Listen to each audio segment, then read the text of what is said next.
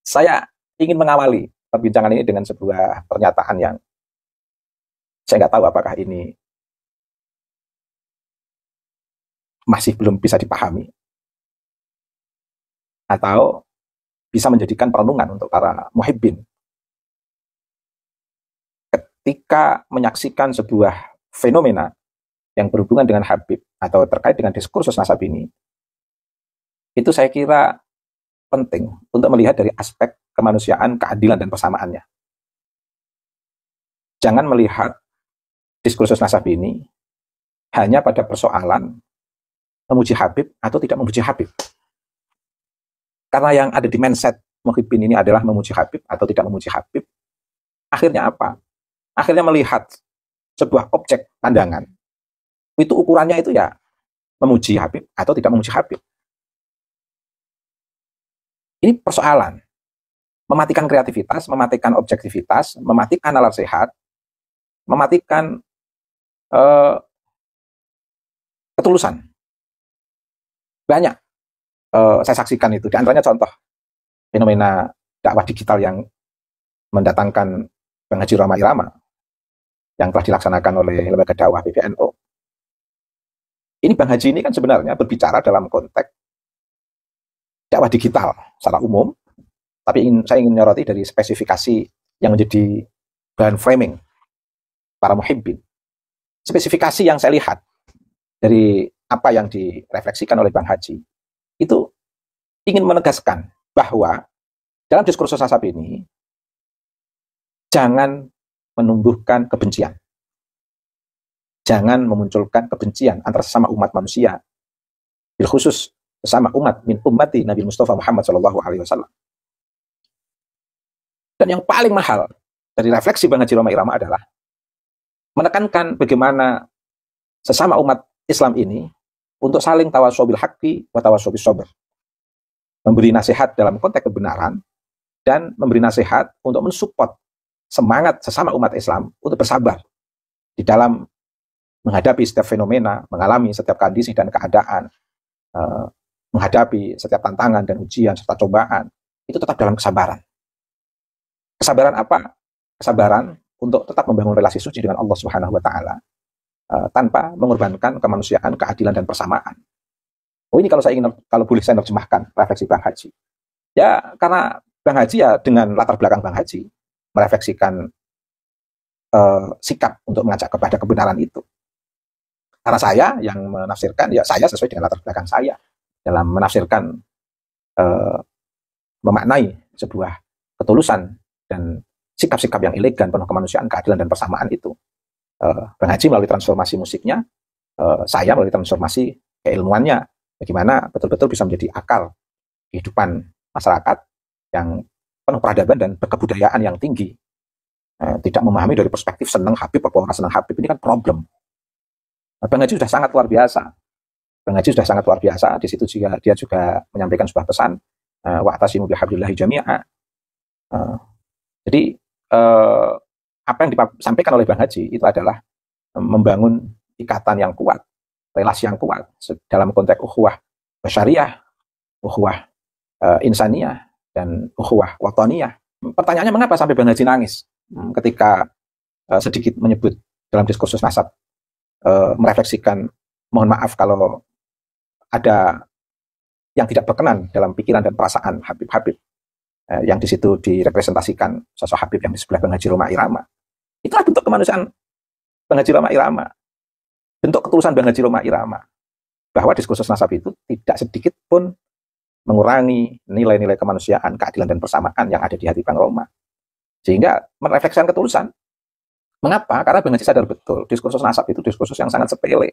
Jangan sampai nasab itu mengalahkan kemanusiaan, keadilan, dan persamaan. Karena tema besar hidup kita itu adalah ketauhidan, kemanusiaan, persamaan, dan keadilan. Itu tema besar hidup kita. Ilmu dan ketakwaan kita itu diikat dengan prinsip ketakwaan berbasis ketauhidan, ketakwaan dengan refleksi kemanusiaan, ketakwaan dengan refleksi keadilan, ketakwaan dengan refleksi kesetaraan dalam hidup. Dan ketakwaan yang tadi, yang pertama, tidak boleh ditinggalkan, itu ketakwaan berbasis ketauhidan. Karena itu basis ketauhidan, tentunya ya imtitsalul awamir wa ijtinabun nawahi. mengikuti apa yang diperintahkan oleh Allah dan menjauhi apa yang dilarang oleh Allah. Melalui kalam kewahyuan dan melalui kalam kenabian. Dan itu prinsip yang utama sebenarnya. Lah, beberapa video yang beredar, yang muncul adalah framing. Mengapa sebuah ketulusan yang luar biasa Bang Haji Rhoma Irama itu di framing? Karena para muhibbin ingin mendapatkan celah untuk memuji Habib, menutup celah. Jangan ada yang mengkritisi Habib, ini kan problem. Hidup para muhibbin ini hanya celahnya hanya memuji, menutup kritik dan memuji. Bahkan beberapa hal yang bermanfaat yang saya sampaikan dalam ruang diskursus kenasaban ini pun dinilai oleh para muhibbin negatif. Hal yang barusan sama disampaikan oleh Bang Haji Rhoma Irama di LD PBNU itu sesuatu yang sangat positif. Tapi dipahami dari mindset muhibbin memuji Habib atau menutup celah kritik terhadap Habib. Ini kan problem kalau pikiran-pikiran itu hanya di situ. Nasab itu persoalannya sepele. Bahkan ibaratnya ada orang untuk sementara waktu atau bahkan ungkapan orang itu tidak percaya kalau si Fulan adalah cucunya si Fulan, ya udah tidak apa-apa. Si Fulan yang diketahui itu adalah cucunya si Fulan, tidak apa-apa. Tidak apa-apa. Pengakuan itu kan untuk relasi pribadi kita dengan leluhur kita. Untuk menjaga bagaimana mendem jero mikul dhuwur. Bukan dalam konteks untuk diglorifikasi secara publik. Apalagi diakui publik dalam konteks ke arah untuk pemujaan, ke arah untuk membangun hegemoni, ke arah untuk membangun relasi kuasa yang tidak seimbang, ke arah untuk instrumen pendawiran, ke arah untuk instrumen mendapatkan kepercayaan, karena di sana ada bisnis, kapitalisasi, ada kepentingan-kepentingan dalam tanda kutip yang tidak benar. Oh, itu problem. Saya pengen ini betul-betul melihat sesuatu itu dalam perspektif yang lebih besar. Ketauhidan, kemanusiaan, keadilan persamaan. Makanya para muhibbin ini salah juga. Dulu pernah melihat Bang Haji dari perspektif negatif. Musik, ahli musik kok berbicara Islam, ahli musik kok berbicara agama. Itu juga salah benar. Itu juga salah purokap itu. Karena mengajak kebenaran itu siapapun boleh. Tanpa orang alim pun bisa mengajak kebenaran itu. Tawasul bil haqqi wa tawasul bis sabr itu bukan diperuntukkan untuk orang yang berilmu saja, tidak. Tawasul bil haqqi wa tawasul bis sabr itu siapa saja, baik punya ilmu maupun tidak punya ilmu. Kalau hanya orang yang punya ilmu merasa lebih pantas untuk melakukan tawasul bil haqqi wa tawasul bis sabr, kesombongan yang luar biasa. Justru kejahilan yang luar biasa. Jadi mengajak kebenaran itu siapapun. Tidak harus menunggu orang alim. Nah, kalau fatwa hukum, nah di situ baru dibutuhkan orang yang memiliki kapasitas keilmuan terkait dengan hukum itu. Kalau hubungannya dengan realitas sosial, hal yang berkaitan dengan kesejarahan,